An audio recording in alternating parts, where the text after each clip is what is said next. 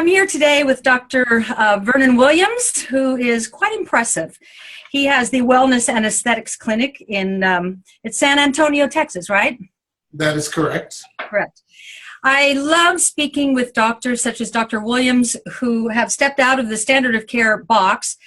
He's so highly educated, which I'll tell you about in a moment, but imagine for any of you who went to medical school all those years and then to go back again years later to relearn a new form and to adapt to the changing planet. And that's what he has done. And that is the purpose of foreverhealth.com. For any of you watching right now, foreverhealth.com was put together to gather the doctors who understand the effects of the environment, the planetary changes, how medicine has changed, and how we can age a new way without drugs unless absolutely necessary. So hello, Dr. Williams. So nice to talk to you.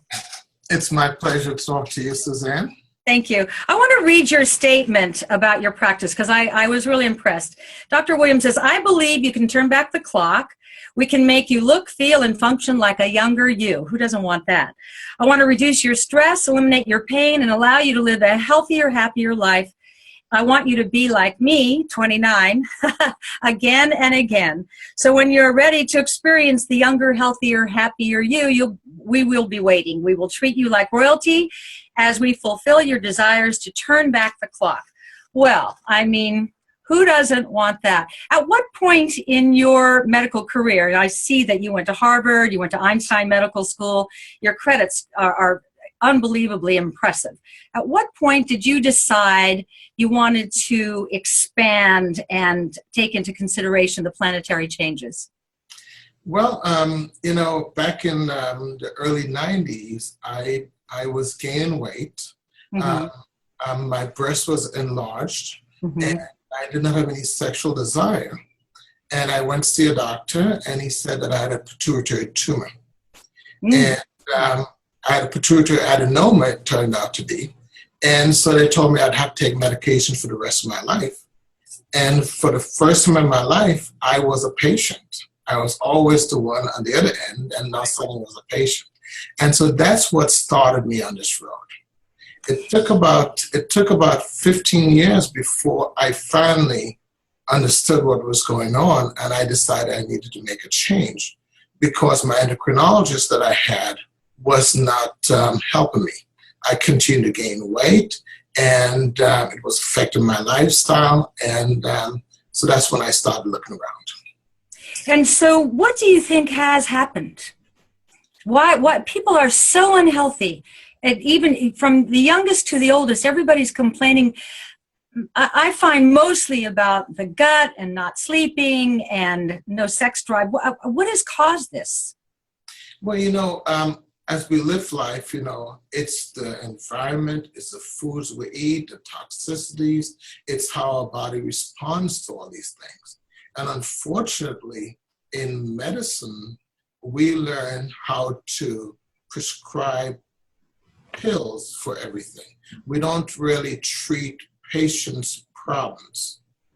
Everything requires a pill, and if there's no pill for the problem, it's not a problem according to the medical society. Right. Well, I remember in one of my interviews for one of my books, I asked a doctor, how did it get this way? And he said, well, around the turn of the century, there was a guy by the name of Abraham Flexner who was hired by the two richest families in America, the Carnegies and the Rockefellers, who owned pharmaceutical companies.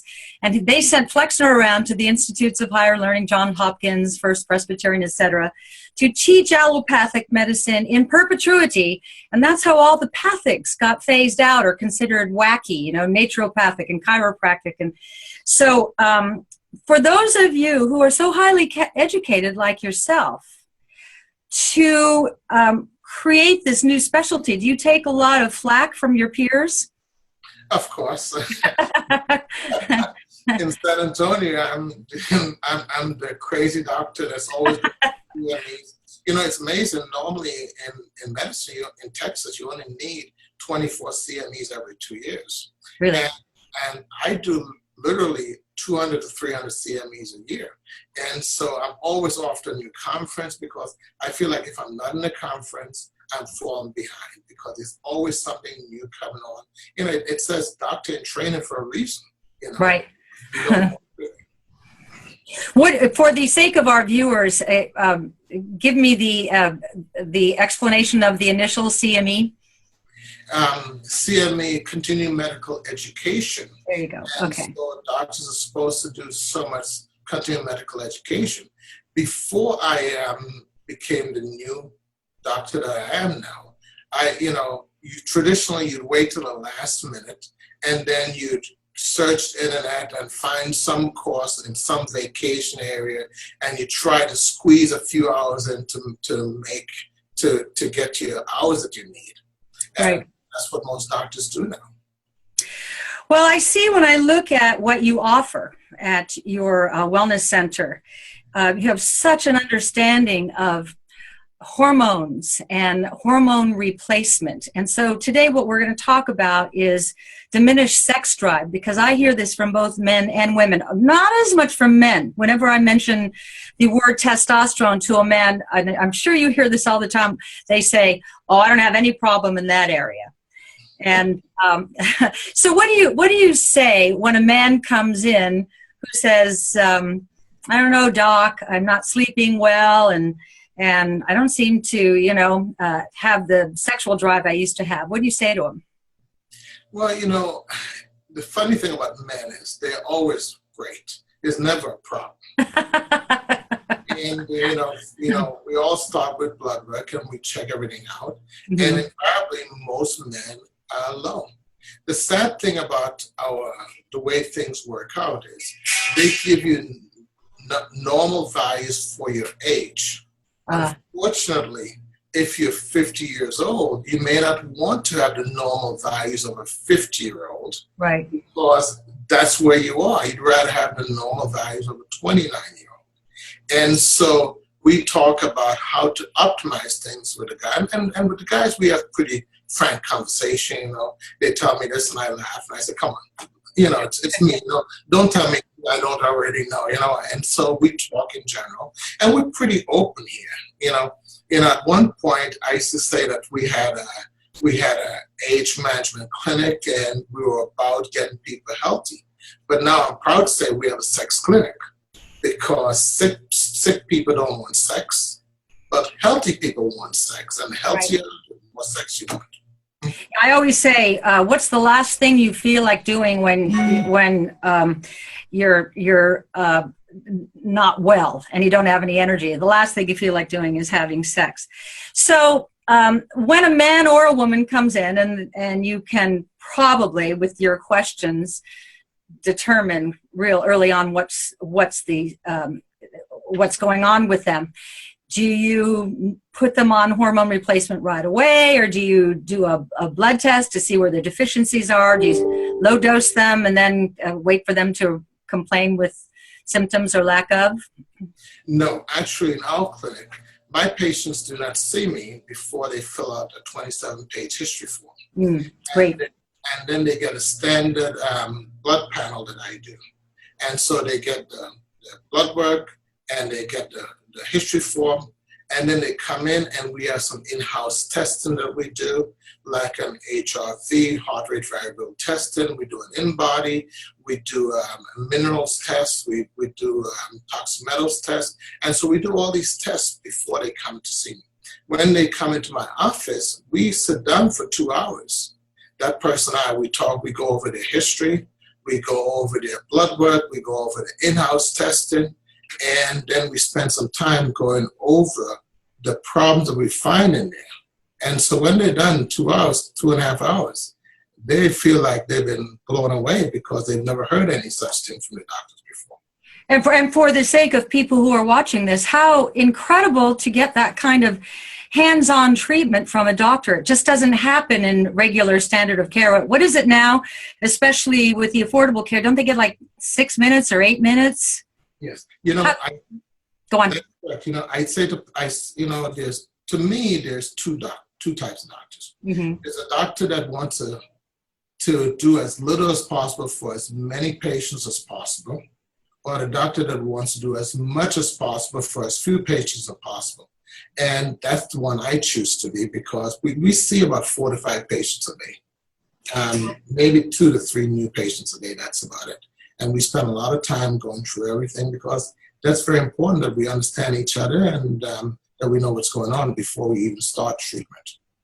You know, I have a friend who's a doctor in Toronto, Canada, and he said he sees 70 patients a day. And I said, how can anybody see 70 patients a day? I said, what do you say to your patients? And he said, I usually tell them it's going around. But this is the beauty of this kind of medicine. For those of you watching and listening, with a Dr. Vernon who's going to give you 2 hours or thereabouts of his time, who's going to thoroughly test you. I heard you mention mineral and nutritional deficiencies. That's such a big thing, isn't it? Oh, yes, definitely. You know, minerals, everything you do causes problems. You know, if I was to take some dirt in my hand and swallow it, it will pass right through me into my stool because that would be considered inorganic minerals. Mm-hmm. And for those of you listening, minerals are whatever is on the periodic table. But then if an apple tree takes that same soil and puts it into the apple, the calcium or the magnesium or the phosphorus into the apple, and you eat it, now it's absorbed into your body. You see, if it comes from a source which has been alive, either a plant or an animal, it's organic and it's easily absorbed by our bodies as opposed to inorganic. So it's very important where you get your minerals from and how you do that. And do you find people in general today are minerally deficient, particular magnesium? Oh, definitely. Most patients are minerally deficient because, you know, our soils is not as rich as it used to be. And so if you get a fruit from 1950, it would have a lot more nutritional value than a fruit from today. Right, right. Recently, where I live, there was a young boy on the playing field who dropped dead of a heart attack, sudden heart attack. And I have heard, and maybe you can confirm, I had heard that a perfect storm of low magnesium, high intake of processed food, chemicals, and heavy exertion all at one time can cause a sudden heart attack on a playing field. Have you ever heard of that? Yes, most definitely can. Mm-hmm. So would that mean if children are eating a diet of processed food that they should be on magnesium replacement? You know, processed food is low in mineral content. And I think that in general, even if you eat a regular diet, you really do need some additional supplements to supplement it because we just do not get enough minerals and vitamins in the foods that we eat. Yeah. And so yes, go on. Right. Go on. No, you go ahead. We're both too polite. I was going to say, let's get back to sexuality. When people are, their symptoms are clearly hormonal imbalance, and that's where the lack of sexual desire comes from. Is it a full program that you give them? Do you after, because you have all their blood work done, do you administer cream, or are they injections, or how does a person take bioidentical hormone replacement? Bioidentical hormone replacement, for the viewer, are biologically identical to the human hormone, an exact replica of what you once made or still make a little of. It's the natural hormones. I'm sorry, so go on. Couple things. Number one, when I do see someone, I give them an executive health evaluation, which is a 6-7 page report going through everything that we talked about, and it indicates on there what they need to do to optimize each hormone or each problem that they have. All right. Then, as far as testosterone is concerned, I find that testosterone as an injection or pellet works a lot better than the creams. Because of absorption? Yes. Because of absorption? Because of absorption. You know, when you take some estrogen and you put it on your, or some testosterone, you put it on your hand. You know, if you rub it in for 10 seconds today and 2 minutes tomorrow more will absorb than today. If you rub it in a small area as opposed to a large area, more will be absorbed in a large area than a small area. Then what do you do with the finger that you just rubbed it in? You wash it off. When you wash off, you wash off some of the hormones. So every day that you take the topical, you are giving yourself a different dose of each and every single day. So it's hard to keep track of things like that. So that's why a person can start on hormone replacement and be feeling good, and then after a while they come back and say, I don't know if it's working. It's because of an absorption problem? An absorption problem. But the other thing with when you do topical hormones, if you have kids or pets, or your spouse, they can get it on your spouse. So I find that topical creams does not work as well.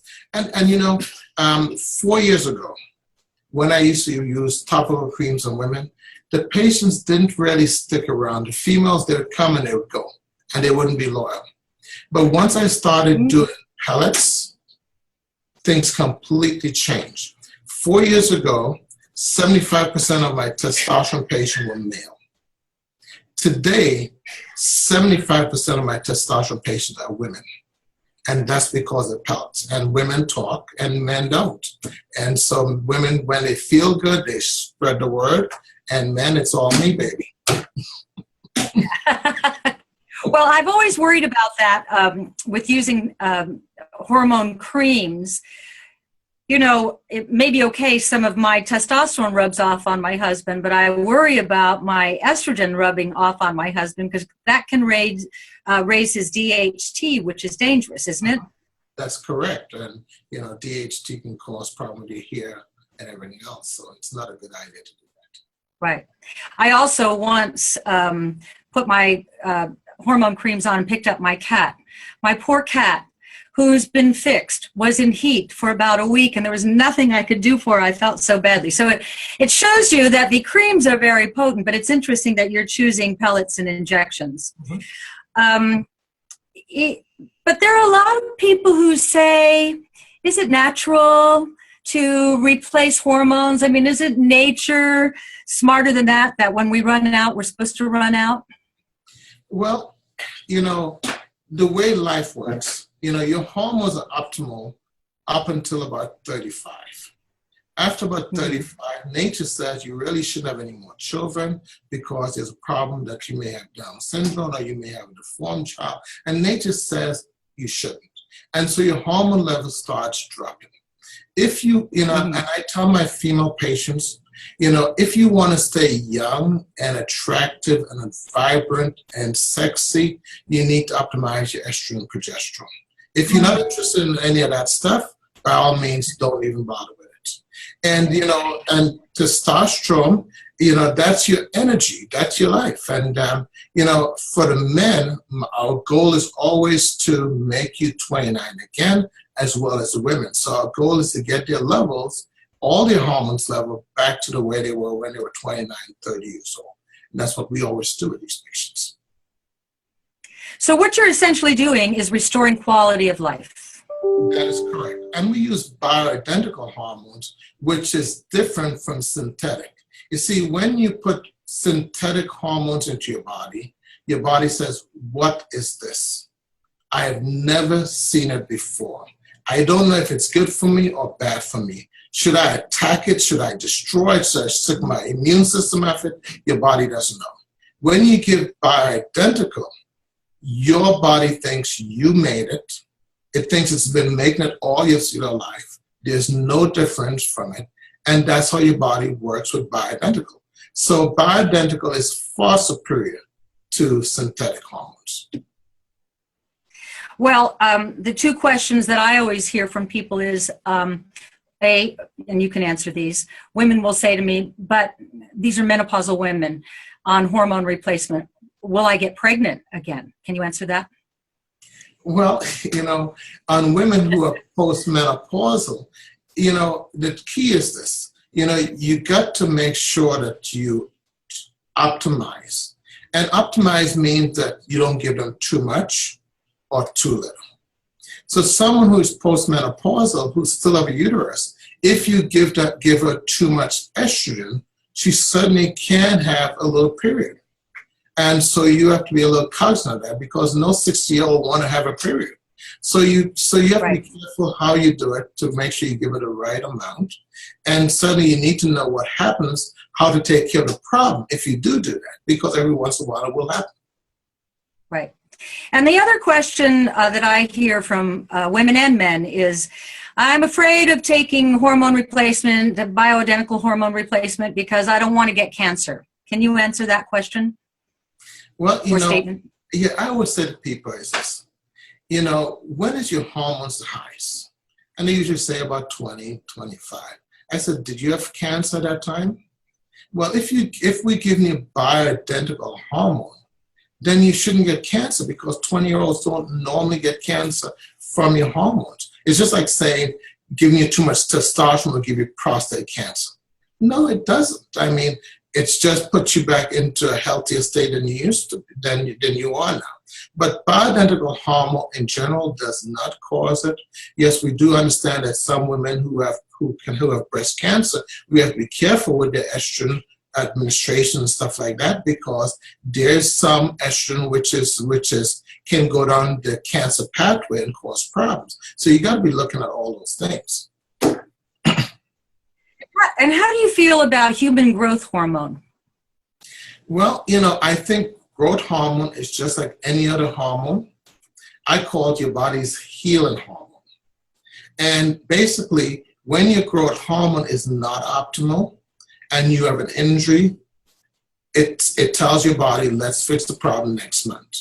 If it's optimal, it says fix the problem now. So if you're going to have surgery and your growth hormone is optimal, your doctor is going to say to you, boy, you recovered in 2 weeks. Everyone else takes a month to recover, because growth hormone helps you do better. That's why athletes want growth hormone, because they have a lot of injuries on the field and they want to get back on the field, and growth hormone, your body's healing hormone, helps you fix things quicker. Yeah, I always feel, athletes get a bad rap who take testosterone or human growth hormone. I feel it's so misunderstood because, and maybe you can agree or not agree with me on this, stress blunts hormone productions. Athletes are performing at such a high level that they're going to blunt out before the average person. So how do you feel about athletes who are requiring testosterone and not being able to take advantage because of athletic rules? I think that's wrong. Our goal is always to be the healthiest we can. Right. I spend a lot of time in the gym trying to build muscles, try to make the craft better. It's just like a physician who spends a lot of time in his books trying to get his craft down together. That's what athletes are doing. And if optimized, the testosterone will help them perform better, I think they should be allowed to do that. I mean, testosterone, we talk about optimization. We're not talking about excessive amount. We're talking about getting where your body performs the best. And I think it's a shame that we don't allow athletes to use all the tools that's available to them to number one, optimize their craft, and then the entertainers to be able to entertain us appropriately. Particularly when you are so diligent and you're doing blood work and you see where the levels are, and it's like filling the tank, isn't it? If your levels are down, you put back and now you're even again. I think it's very misunderstood in many arenas, and that's why this kind of medicine excites me so much, and that's why doctors such as yourself excite me, because you do put yourself out there on the line. Because I find a lot of doctors are down on what they're not up on. And so here you are doing something they don't know, and so you've got to be irritating to them at times. Well, a big problem with physicians is that most physicians get their education from the drug companies. Yes. I mean, that's where they get their education. Right. The only way a physician knows about a new drug is because the drug rep comes and tells all the wonderful thing about this drug. He's not getting the other side saying how bad it is. He just gets someone saying, this is a great drug, you need to try it. And I used to be an ear doctor. I see lots of people, try this new antibiotic, try that, and we'll try it. And oh, great, great, great, we get samples. And so doctors are educated by the drug company, so therefore they only prescribe what they know. Yeah. Unfortunately, natural stuff is not, it's not FDA approved. And because of that, they don't get a drug rep come and say to you, try vitamin C, Right. And that's the problem. So they don't know. Right. Well, as someone who has been replacing my hormones with bioidentical hormones for close to 25 years now, it's had a remarkable effect on my aging and my vitality and energy and sexuality. We got a couple more minutes left here. Tell me, does a lack of a sex drive have to be a life sentence? It does not. This is one of the problems, in sexual health. Females, there's lots of stuff out there for men, but females have a problem because there's nothing out there for females. Most females have, well, I shouldn't say most females, but a lot of females do have problems with desire.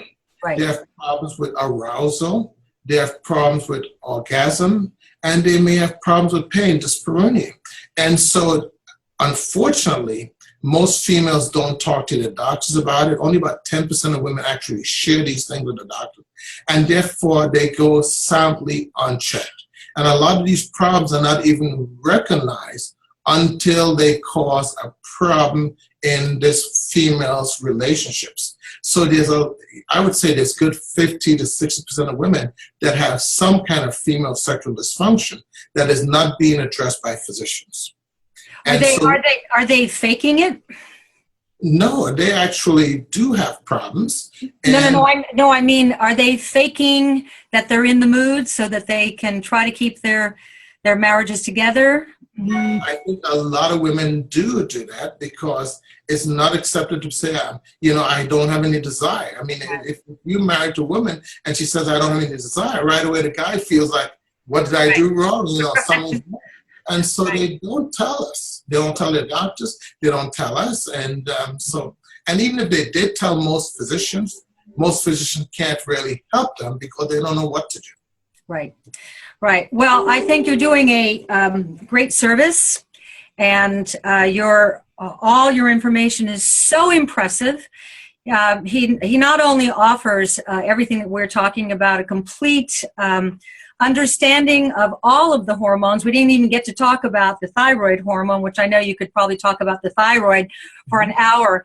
But if you are looking for a new kind of doctor, and we're talking qualified medical doctors who are highly educated, who have stepped out of the standard of care box, who are treating in a new way. Dr. Williams is one of those doctors. So go to foreverhealth.com.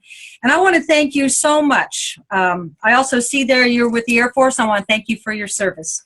And I appreciate the kind of medicine that you are practicing. I know what you had to go through to get to this place. And congratulations. Thank you so much, Suzanne.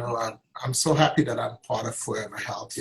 I've been with you since the very beginning, and it's been a very, very good relationship. I'm so glad. Thank you very much. Thank you very much.